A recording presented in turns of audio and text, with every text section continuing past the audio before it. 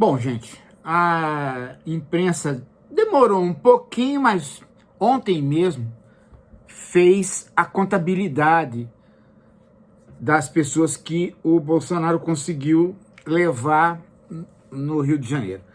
Um dia de sol, um dia onde há aí uma certa inflação, mas as pessoas não se mobilizaram pelo Bolsonaro. Bom, claro, no vídeo anterior eu disse que as pessoas não se mobilizaram porque a pauta é uma pauta ruim, né? Do mesmo jeito que se a esquerda convocar uma manifestação em favor da democracia, não vai aparecer ninguém. Se a direita convoca uma manifestação sobre a anistia, não vai aparecer ninguém.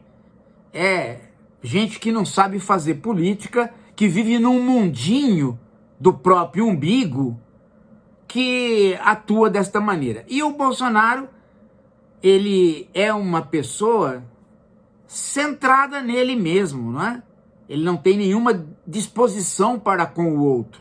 Tanto é que ele é o assassino de 700 mil brasileiros, porque nunca se dispôs a olhar para o semelhante. Se bem que, cá entre nós, né, olhar para o semelhante, no caso do Bolsonaro, é impossível. Porque quem seria o semelhante ao Bolsonaro? Nenhum jumento, nem um jegue, nem mesmo um escorpião gostaria de ser o semelhante do Bolsonaro. O Bolsonaro, eu acho que ele é um estrume, ele é um cocô. Ele é um cocô fedorento. Só isso pode se parecer com ele. Bom, mas ele ainda continua autocentrado e nós vamos passar aqui a nossa marca, deixar aqui registrado, né?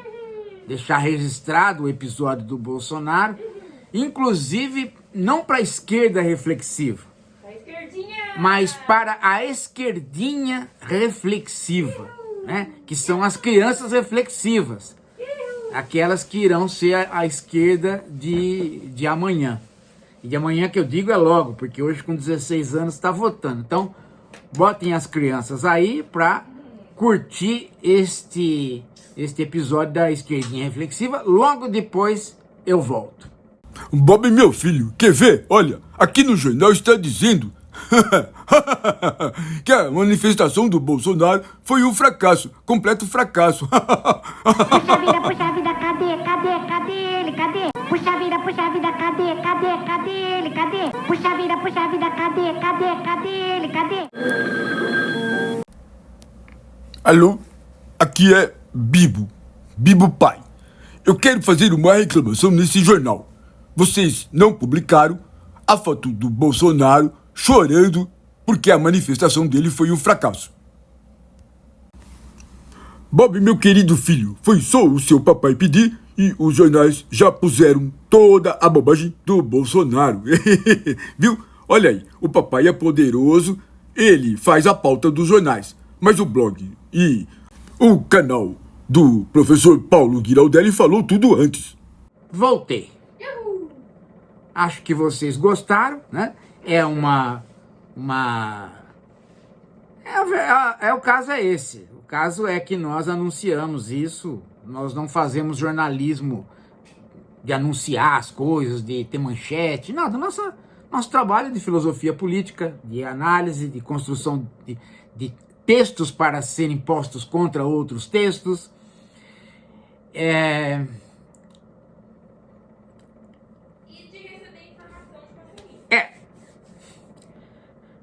Bom, mas quais as consequências políticas desta porcaria que o Bolsonaro conseguiu fazer? Ele tá gemendo desesperado porque as coisas vão encaminhá-lo para uma punição que pode ser a prisão. E ele não consegue mais pensar em outra coisa. E o egoísmo dele é tamanho, é de tal ordem, que ele não deixa ninguém ser candidato. Mas agora, diante desse fracasso, as pessoas percebendo que ele não tem mais cacife, ele vai ser enterrado, ele vai ser jogado para uma cova, para uma vala comum, como as valas que ele abriu para a Covid, né? E as pessoas de direita começarão a criar coragem de ir falando aqui e ali que elas vão disputar 2026. A dificuldade é, né? A dificuldade é quem vai disputar. Quem? Vocês já imaginaram um debate entre qualquer pessoa e a piricrente? É até, né? Vocês já imaginaram? Quer dizer, a direita não tem candidato. Por outro lado, para a esquerda poder disputar, para poder apresentar um candidato, seja o Lula, seja outro, a gente já falou aqui que é preciso chegar em 2026, é preciso atravessar esse ano e o ano que vem com a volta de um custo de vida que compense a melhoria econômica do país. A melhoria econômica do país não está refletindo na espera, na expectativa da população em relação àquilo que a população faz a mensuração. A população não faz a mensuração em relação ao governo Bolsonaro. Ela faz a mensuração em relação ao primeiro governo Lula e ao segundo governo Lula. Né, o grosso da população ativa, tem lembrança do primeiro e do governo Lula, onde houve um favorecimento do consumo. Então, é nisso que a população está esperando. Ela está esperando que, bom, não cresceu o PIB? Cresceu. Não tem emprego para todo mundo? Tem. Não tem uma política social do Bolsa Família e etc? Tem. Bom, então o dinheiro está andando, não está? Tá. Os juros estão ainda altos? Estão, mas o dinheiro está andando. Ou seja, está havendo um aquecimento da economia como prometido. Só que está aparecendo aí uma inflação que os liberais disseram que ia aparecer. O problema é que o que os liberais disseram que ia aparecer era uma inflação por conta do aquecimento da economia. E esta inflação que está aí, ela já estava. Se você ver a curva de inflação, você vai ver que no governo Temer e no governo Bolsonaro a curva de inflação está presente.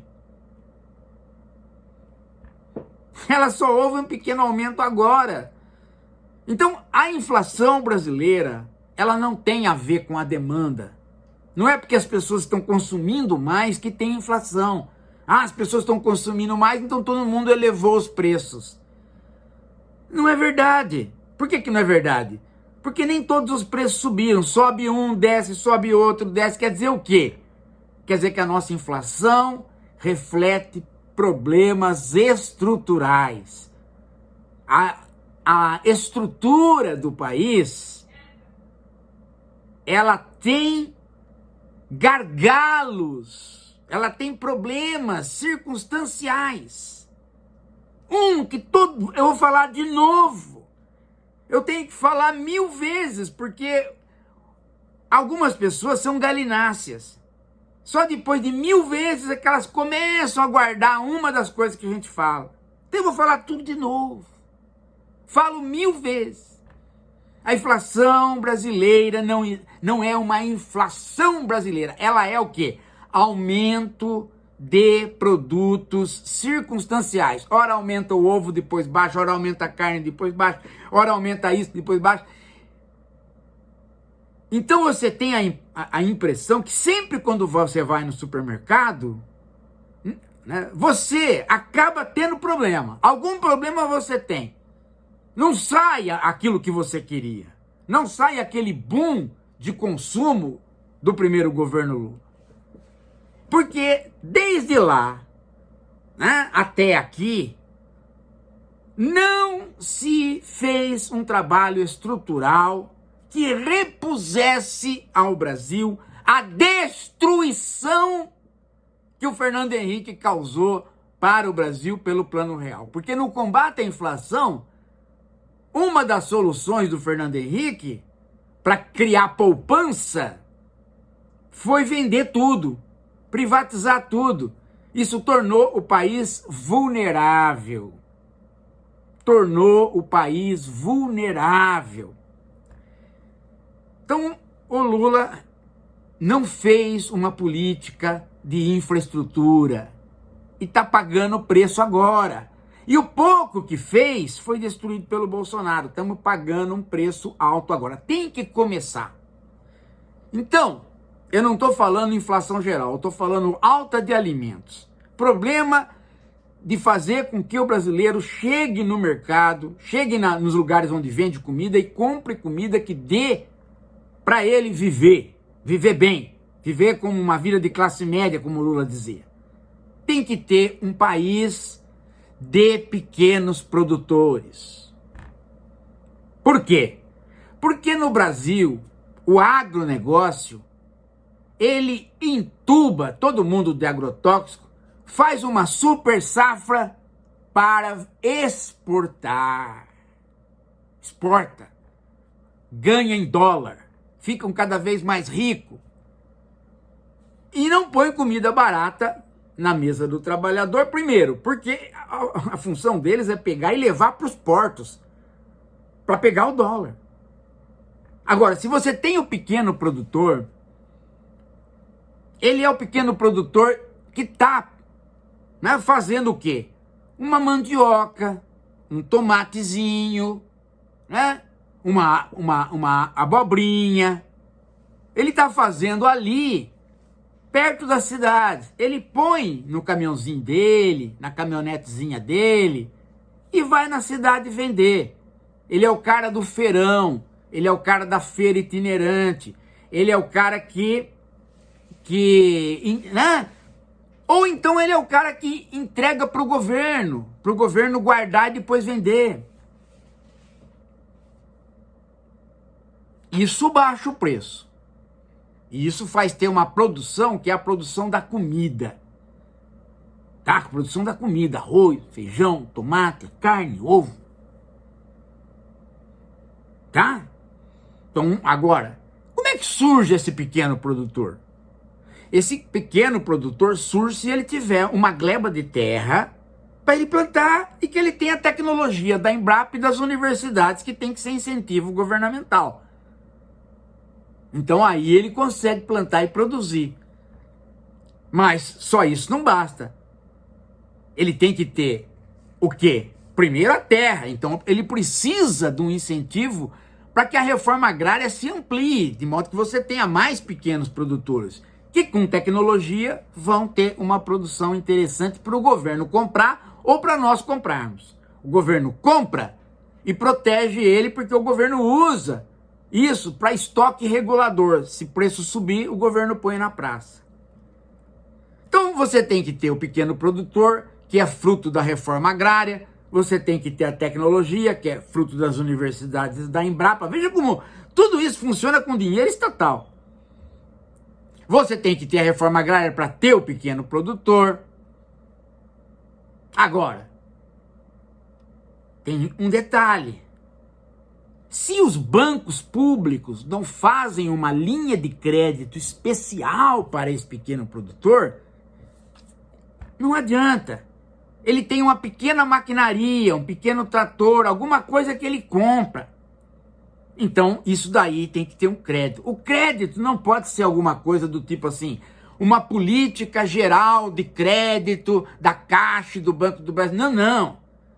Tem que ser uma política especial, uma política saída dos dedos do presidente. Sabe aquela coisa que o presidente levanta de manhã e fala assim, a primeira coisa que ele pensa é crédito para o pequeno produtor. Como é que está indo essa política? Será que está saindo esse crédito? Quanto que está saindo? Qual o juro cobrado?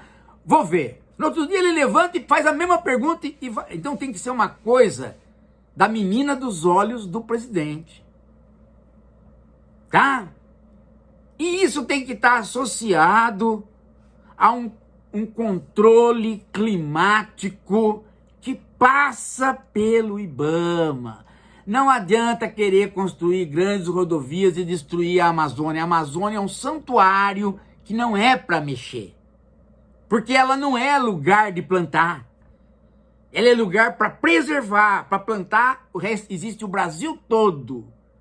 O Brasil todo é para plantar, menos lá. Então planta-se aqui, e aqui, portanto, não desmatando lá, aqui, portanto, funciona com menos alteração climática. E com menos alteração climática você não vai ter os problemas que teve no sul. Portanto, também isso vai influenciar no preço dos alimentos. E por fim, a última medida é o transporte. Ainda que o pequeno produtor tenha facilidade para ir na cidade, ainda assim, em alguns lugares você não tem pêssego. E no cinturão de São Paulo, verde, você tem. Então você leva. Para levar, tem que ter o transporte. Então, tem duas coisas aí. O transporte ferroviário tem que voltar, o transporte fluvial que já existe tem que ser reaproveitado, e o transporte pela rodovia tem que mexer com a Petrobras. A Petrobras tem que ter o diesel barato. Vocês vejam que se você fechar esse quadro, você resolve os problemas mínimos da estrutura em relação à alta dos alimentos. Não é a questão geral, mas nos alimentos você resolve.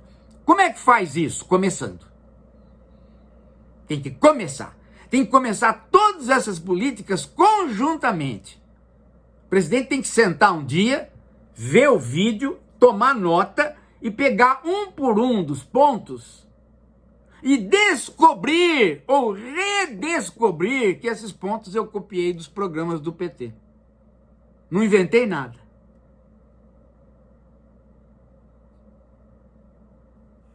E fazer.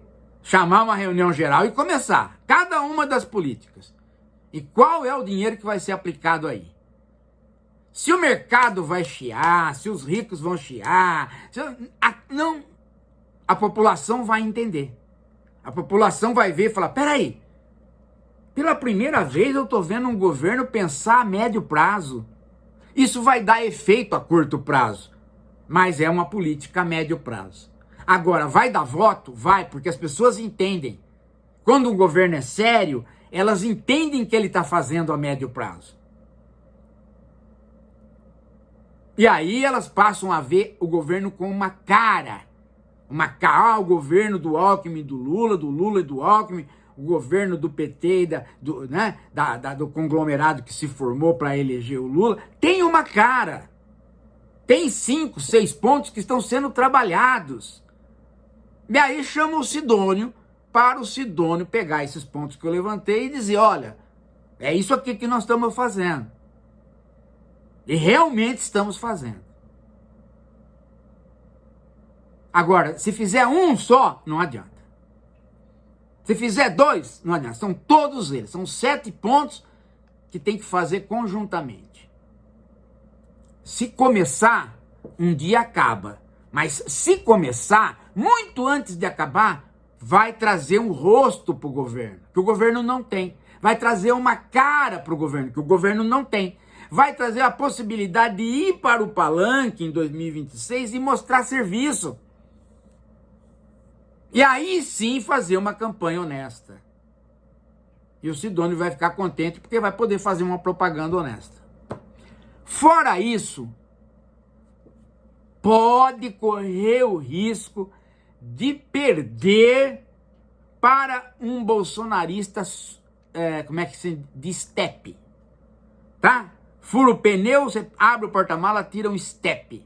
É o bolsonarista estepe. Pode perder até para um bolsonarista estepe, se não fizer isso que eu tô falando. Quer chiar? Quer achar que eu sou pedante? Quer criar problema? Pode gemer, pode gritar. Eu não inventei da minha cabeça. Eu estou pegando a plataforma de 30 anos de estudo do PT. Pergunta para qualquer economista sério se tem bala de prata, se não é isso que eu estou falando. Pergunta. Vai perguntar para Getúlio Vargas, para economista da Folha, os neoliberais de sempre. Não, não.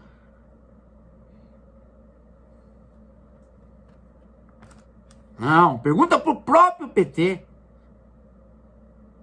É que o PT se tornou tão eleitoreiro, tão querendo ganhar a eleição na marra, que não se preocupa com essas questões fundamentais. Já fez uma parte. Já fez uma grande parte. Fazer o PIB crescer. Fazer voltar o emprego. Já fez uma grande... Não fez baixar os juros. Não está tendo investimento industrial.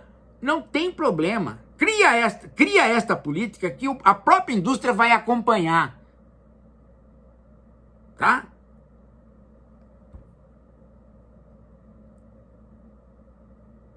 Quer que eu repita? Vou ter que repetir? Não consegue guardar?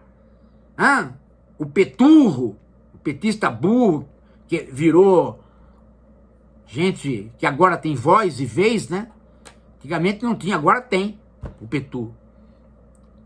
Precisa falar várias vezes? Não, já falei em 10 vídeos. Tem hora que eu enumero, tem hora que eu escrevo, tem hora que eu falo de uma outra maneira, para ver se entra na cabeça de alguém.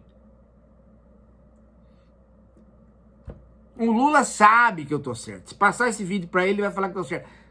Só que ele não tem mais uma atitude de coordenação para lançar todas essas políticas, porque está amarrado na ideia de que simplesmente o que já fez vai virar. Não vai virar. O que já fez é o básico. Aquecer a economia do jeito que ele aqueceu é o básico. Tem mais essa parte. E a prova está de que houve uma mancada na questão do alimento, é que ficou 2 anos sem conversar com o MST. Só conversa com o MST para passar melzinho no lábio do Sem Terra. Só conversa com a Marina Silva para passar melzinho no lábio. Não há uma conversa séria sobre clima, reforma agrária e o resto do que eu falei. Mesmo a Conab, tem que ressuscitar a Conab urgentemente. Comprar na baixa para na alta poder intervir. Gente, caramba! Chega, né? Chega! Chega, tem que começar a fazer. Olha, nós vamos estar aqui junto com todas as esquerdas. Mas nós não vamos passar pano para gente de esquerda que é burra. Tá? Não vamos, nunca fizemos isso. O esquerdoide burro, né? O identitário ignorante, esse a gente desce o cacete nele. Portanto, trata de ser de esquerda, para ser de esquerda, trata de virar inteligente. Daqui a pouco a gente volta.